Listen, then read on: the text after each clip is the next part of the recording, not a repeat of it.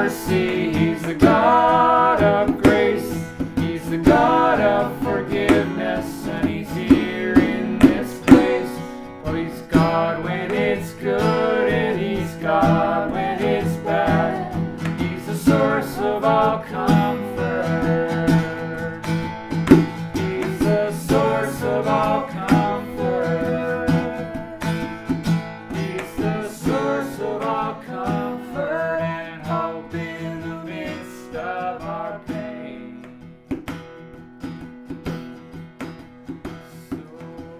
Hi, my name is Brad Jersak, and welcome to my living room where I've got my good friend Brian West with me, and we want to talk about his new CD today.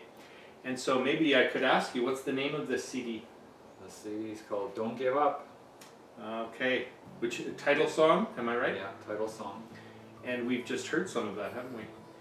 So I guess I have a few questions for you. One is like, finally, I've worked with you for so many years. We've done so many ministry times together. Where I was teaching, you were leading worship, and I don't know, maybe even hundreds of times now. But we've always been hoping you would do an album, and now at last it's here. I thought you could tell us what inspired you to do this CD. Yeah, so probably just about 3 years ago, it's like a switch flipped on in my life when I started writing, and it was in a very dark time in my life where lots of grief, lots of loss, lots of real life issues, and it was very healing, kind of cathartic to start to write. And I started out by just writing songs about promises, and then it switched to writing like worship songs and real life songs. So. Okay. Yeah, in fact, we may as well dive in there. One thing I've noticed about all your songs, the ones that you've written really touched me, because I knew that you weren't sitting in a corner there trying to conjure up inspiration. They came from real life. And I wondered if you could give us an example of one of the stories behind your songs, because there's always a story behind your songs, and it's very rich. Sure, yeah. Well, I love to, you know me, I love to tell stories. And so, especially the title song, Don't Give Up, was inspired from a guy named Graham, one of my dear friends. He's a Down syndrome guy, and my dad had died. Well, let me say there was, it started with lots of grief. It was 2012, and it started with several things that happened. My wife Sue's dad died, my dad died. There were other tragedies that happened, and they were all really close together. And so I attend church in Hope. That's one of the churches that we're involved in, Northwest Harvest Church.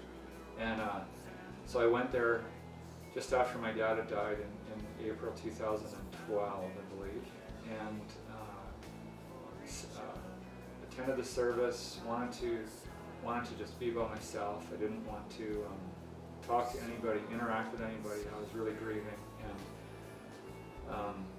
and so I sat down, and then in the middle of everything, Graham came up with a Kleenex box to the front, and he said, Brian's dad has died, and we're going to go and love him, and we're going to pray for him. So he walked over, and he gave me a big hug, as Graham loves to do. Graham knows how to love people. He loves community and knows how to love people.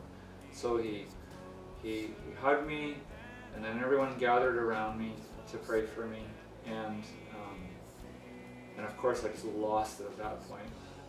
Just was really brokenhearted and sobbing, and so then Graham whispers into my ear, more than actually a whisper, but kind of speaks into my ear about 5 times, Brian, don't give up.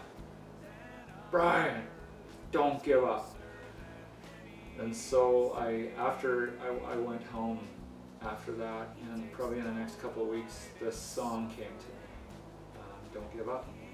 And there's a few lines in the song that are specifically, it's a song written out of a lot of pain, but I find as I've played it now over the last couple of years, it brings a lot of hope to people, and that's part of my vision for this whole project, is to actually bring hope to real people in real life circumstances.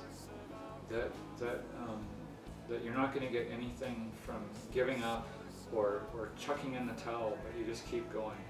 And things are going to get better. So don't give up. Don't give up. And don't you dare give in. He is closer than a brother, closer than anything. He takes no delight in suffering. He gets no joy from shame. It seems to me you're also not casting us away to denial, like, oh, everything's great, rah rah rah. And so some of your songs are rah rah rah, right? I mean, you're getting real emotion in it, and I appreciate that. Okay, can you tell us where some of your influences have come that brought that into your style and into your songwriting? Yeah, I'd love to. Probably one of my greatest influences, Kevin Prosh. Since the late 80s, early 90s, he wrote songs that really mattered. They were about real life situations, and they really had impact in my life, and probably a whole generation of artists that he influenced.